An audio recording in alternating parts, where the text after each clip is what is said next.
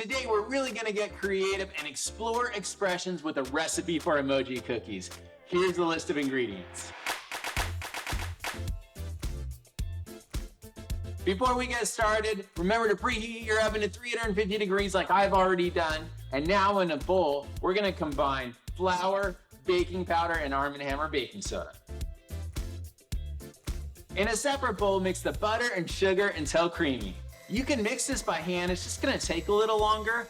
I have a power hand mixer, I'm gonna use that now to speed things up a bit. Next, we're gonna add in vanilla extract, egg yolks, lemon juice, and a little lemon zest, and mix it all together. There's no limit to the amount of lemon that you can put in. We like ours extra citrusy, so we're gonna zest a whole lemon. Our wet ingredients are mixed. I'm gonna go grab the dry ingredients and combine them. We're gonna divide this dough in half and put it on the cutting board. We divide it in half because it's a little bit easier to manage for us to knead the dough. But before we do that, we're gonna do a light dusting of flour on the cutting board so it doesn't stick. Parents, don't worry about the mess. Baking is not a clean activity. As you're kneading this dough, if it starts to stick to your hands or the cutting board, grab a little bit of the flour that's around it, throw it on top, and that'll help solve the problem. We're done kneading the dough. We're gonna wrap each half in plastic wrap and then chill in the refrigerator for about 30 minutes. The dough is done chilling. I'm gonna go grab it, bring it back to our cutting board.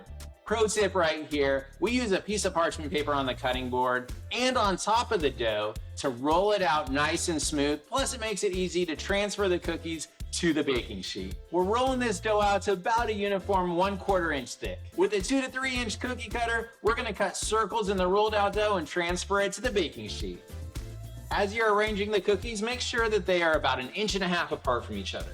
We're gonna pop these cookies in the oven for 12 to 15 minutes or until the edges turn lightly brown. The cookies are done, cooled, and ready for these blank faces to come to life. Decorating is the perfect way for your kids to express themselves, and they can do it in a few different ways. One way to decorate the faces is to use icing. So use the bottle of pre-made icing to make a swirl on top of the cookies, and then use a toothpick to fill in those gaps. If your kids like to use modeling clay, I like to use fondant.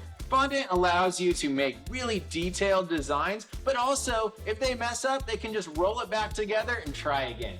Or your kids can combine both techniques and get creative. Your kids are gonna be decorating these cookies for quite a while, and it's the perfect chance for you to rediscover that hobby that you can never seem to find the time for.